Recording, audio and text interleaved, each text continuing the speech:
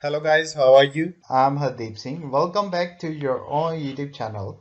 IELTS updates and recent exams. For more updates related to recent IELTS exam writing test topics, listening, reading, practice test, and speaking, you got guesswork. Please, guys, participate in everyday listening and reading practice test to achieve your desired band score in your actual IELTS exam. Please hit the like and subscribe button. Press the bell icon for the upcoming notifications. Don't forget like, subscribe and share my YouTube channel and my Facebook page, IELTS updates and recent exams. Part 1. You will hear a conversation between Mark Winston, who wants to learn Japanese, and Kathy Green, who is a receptionist at the World Language Academy. First, you have some time to look at questions 1 to 3.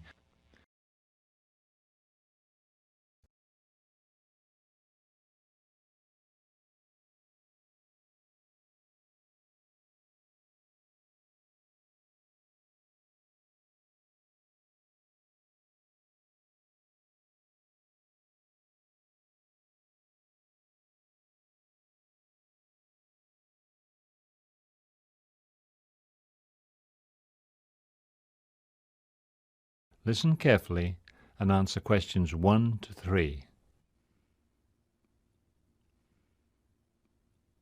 Good morning. May I help you? Yes, I'm Mark Winston, and Oh, excuse me, Mr. Winston. World Language Academy. This is Kathy Green. May I help you? No, this is a private language school, not a travel agency. No problem at all. Goodbye. I'm sorry, Mr. Winston. Now may I help you? Yes, I hope you can. I'd like to sign up now for a Japanese class next week. Classes start next week, and we have lots of Japanese classes to choose from. Have you studied Japanese before? No, I haven't. I'm a beginner. I'm planning to visit Japan next summer, so I want to learn a bit of the language. That's great. Japan is a wonderful place to visit. I spent a month in Tokyo last year, actually, and I even climbed Mount Fujiyama. Really? That's too much activity for me. I'm just planning to visit Tokyo. I think I'll find plenty to do there. You certainly will. All right, then, let me tell you a bit about our classes. They're all taught by native speakers, and they're all specialists in their field.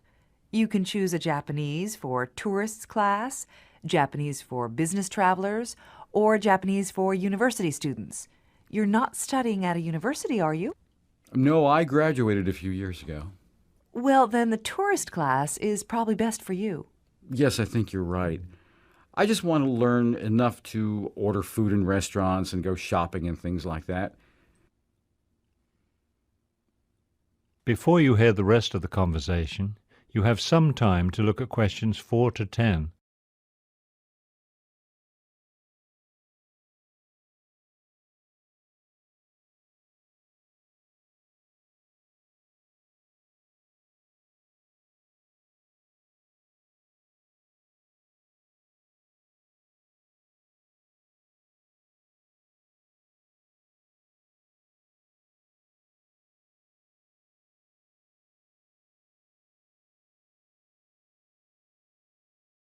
Now listen and answer questions 4 to 10. When does the Japanese for tourist class begin? Let's see. We have a class for beginners that starts next week. I think there are still a few spaces left. You're in luck. We have 15 students enrolled, and there's room for 3 more. When does that class meet? Every Monday, Wednesday, and Thursday from 5:30 until 7:30. That's a bit early for me. I work until 6. Don't you have a class that starts later in the evening? No, not for beginners. Let's see. We have an afternoon class on Monday, Wednesday, and Thursday from 1 to 3. Oh, but that's an intermediate class. What about mornings? We have a beginner's class that meets 5 days a week, Monday through Friday from 9 a.m. until 10 a.m. Could you do that? No, I work all day. I only have evenings and weekends free. The advanced class is Tuesday and Thursday from 7:30 to 9:30, but you've never studied Japanese before, have you? No, I don't know anything about it. Well, we have a beginner's class on Saturday from 9 in the morning until 2 in the afternoon. 9 until 2, that's a long class. We also have private tutors. Actually, I usually recommend private tutors because they give you individualized attention. You're the only student in the class, so the tutor teaches you according to your specific needs. It really is the best way to learn a language. It sounds great. I'd learn a lot that way, wouldn't I? You really would. And it's very convenient. You can arrange to meet with your tutor at whatever time suits you. Fantastic. How do I sign up? Well, how many hours a week do you want to study? We usually recommend 3 to 5 hours a week for a minimum of 4 weeks. Okay, I'll start with 3 hours a week. Great. You can send us a check to cover the first week of classes, or you can pay now by credit card. 3 hours of private classes comes out to $300, plus a $25 registration fee. $300? That's $100 a class. And it's certainly worth it. You'll be studying with a native speaker of Japanese, and all our tutors are professionally trained in the latest teaching methods. You'll be getting the best instruction money can buy. But $100 a class, that's over $1,000 for a month of classes. I'm sorry, but I just can't do that. Then take the Saturday class. It's only $300 a month, and it's small. There will be only 4 or 5 students in it. Great, I'll take that class. Can I pay by check? Yes. Just bring your check to the first class. See you next Saturday at 9 o'clock. That is the end of part 1. You now have half a minute to check your answers.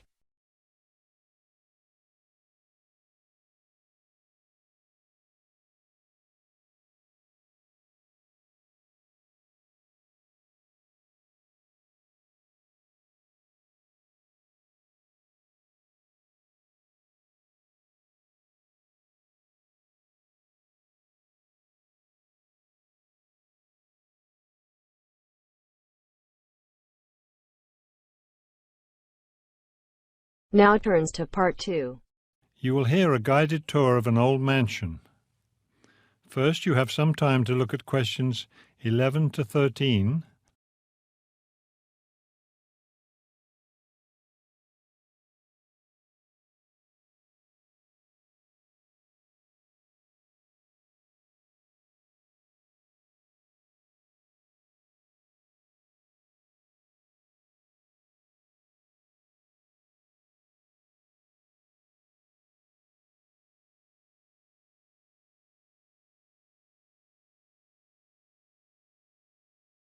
As you listen to the first part of the talk, answer questions 11 to 13.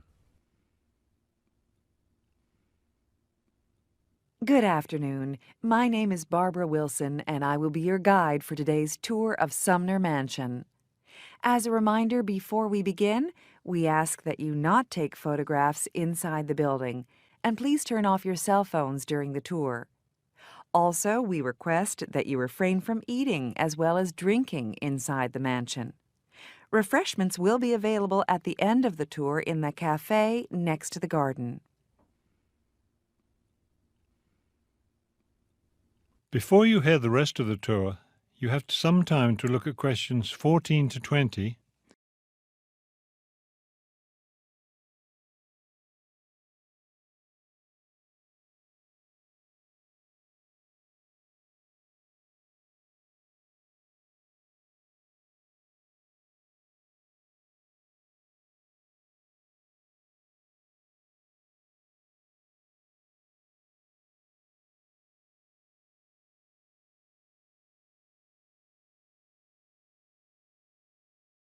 Now listen and answer the questions 14 to 20. Now to begin, here we are at the main entrance. You will notice the elaborate Italian frieze installed by the original owner when the mansion was built in 1810. To the left of the entrance is the main living room. This was used by the Sumner family for entertaining guests, particularly for their tea parties. They were famous for the tea parties that they gave in this room. Here on display you can see the elegant chinaware they used for their parties. There are several sets of china imported from abroad. Let's go over to the other side now. This room to the right of the main entrance is the dining room. Of course, the family meals were served here, but the most interesting thing about this room is the art. The Sumners collected a lot of art, and some of the finest pieces of their art collection are displayed in this room. On that wall opposite, you can see a large painting of a garden. Mr. Sumner bought that on a trip to China in 1825. You will also notice several smaller pieces of Chinese art, as well as some portraits of the family. Behind the mansion are the famous Sumner Gardens. Right now you can see a spectacular display of roses. The tea roses are especially nice, and there are many other varieties of roses as well. The guided tour will not continue into the garden. You can enjoy it on your own. Don't forget to stop in at the cafe before you go home for some tasty hot or cold tea and pastries. You enter it through the garden, but it's just behind the living room.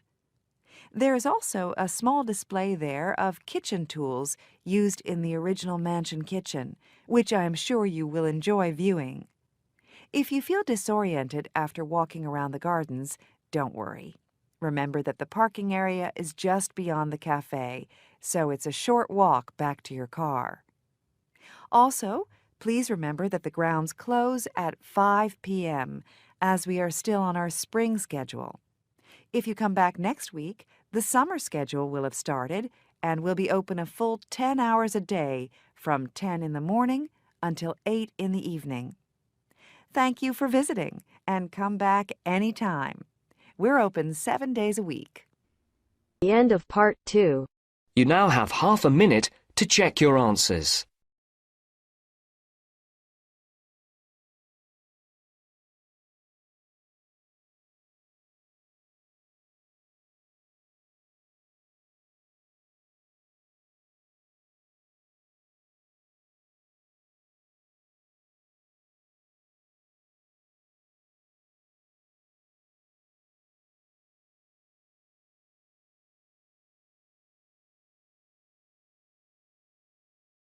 Now turns to Part 3. You are going to hear a conversation. Before you listen, please look at questions 21 to 30.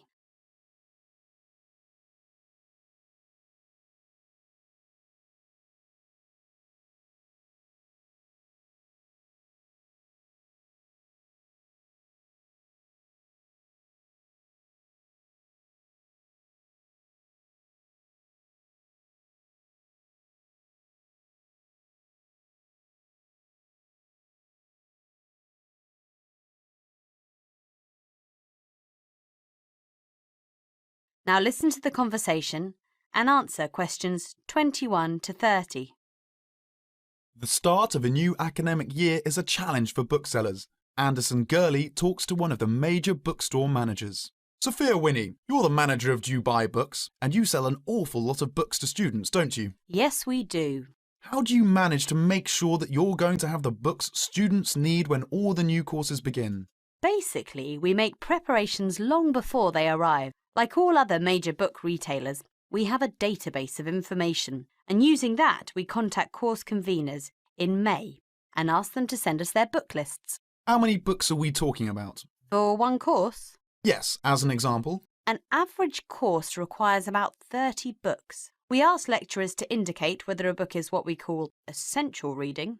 You know, the students simply have to get it, or whether it's what they would term recommended reading, or whether it's just a supplementary text that they tend to refer to as background reading. What about predicted buyers?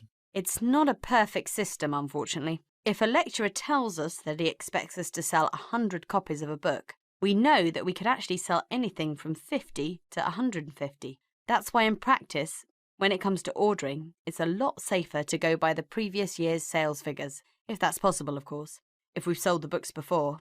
We also build other factors into the equation, including the type of course that the books are for, the student's year group, and a measure of our own judgment. And these criteria make a fairly accurate guide? As accurate as we can be, yes. What about the publishers? Do they take an active role in promoting new books? Certainly. The academic and professional publishing market is worth about £700 million a year, so publishers go to some lengths to make sure that their books are known. The standard procedure they use is to mail out catalogues to lecturers or colleges and universities. That's been the main form of promotion for years. Now, of course, They can also post details of new or revised works on websites. Some even go as far as writing individual letters to the appropriate lecturers in order to let them know what's coming up. Before you listen to the rest of the conversation, you have 30 seconds to read questions.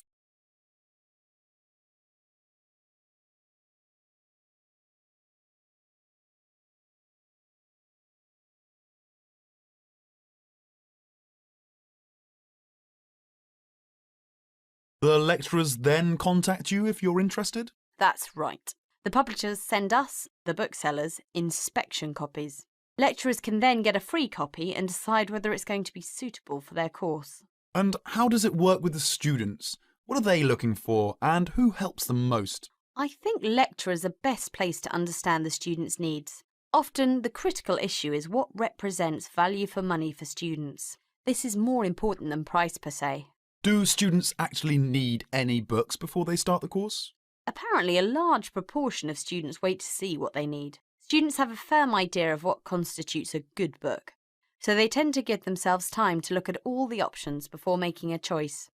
They tend to go for books that are clear and easy to use. Often the texts that their lecturers recommend turn out to be too academic and remain here on our shelves. That is the end of part 3. You now have half a minute to check your answers.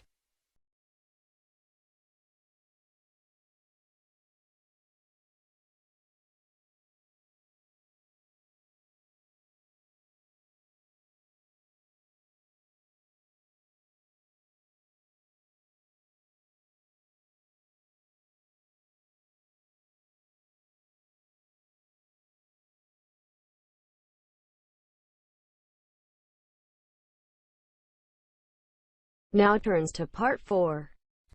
Questions 31 to 40 are based on the lecture. Before you listen, please look at questions 31 to 40.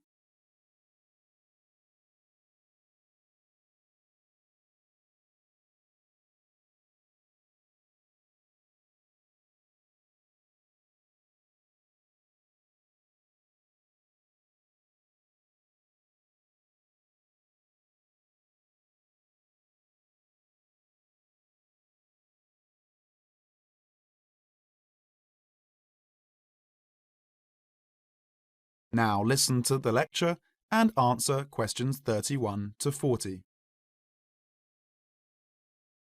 Good morning. Welcome to the Department of Psychology's Information Day for new and intending students. I'm the head of department, and today we plan to give you a clear idea of the courses we offer, their entry requirements, duration, and the types of jobs you might obtain after gaining these qualifications. During the course of the day, I hope you will take the opportunity to talk to staff and attend information sessions for particular courses that may interest you. Some of these courses are open to school leavers, but some have particular entry requirements, so it is important to note these. Firstly, the Certificate in Psychology is offered as a 6-month course for those wanting a general introduction to the subject for personal or work-related purposes. There are no specific entry requirements. At undergraduate diploma level, we provide a 1-year diploma in psychology course designed for those already in employment whose work and previous training is not in psychology. There are no particular entry requirements, and the students in this course usually take it to help them progress in their careers. For a major in psychology, we offer a 3-year degree course called a Bachelor of Arts, after which students can go on to take other courses if they want to specialise in psychology. The only requirement for this course is the usual undergraduate admission to university. Now, for the more specialised course in psychology, we offer a master's degree to be taken over 18 months. This can be by research or coursework, but entry to this programme is only through first gaining a degree in psychology. That means you must have a degree majoring in psychology. And last, for those wanting clinical qualifications at postgraduate level, we offer a diploma in clinical psychology over a 12-month period, usually called Clinical Psychology Diploma for short. The minimum entry requirement for this programme is an appropriate honours degree. Now, it's also important that you have some understanding of the types of work these courses can prepare you for. and it's useful to know the relationship between the work you might do after you complete your course and the work of others who have studied different courses in psychology. As I said before, the certificate in psychology is for personal interest, or possibly for work-related purposes, but doesn't qualify you in any particular way. Our students in this course can range from women who have stopped work to care for their children, and the children who have now commenced school, to support staff in specialised publishing company. They really vary a lot. The undergraduate diploma usually attracts people working in offices, such as banks or in some government departments.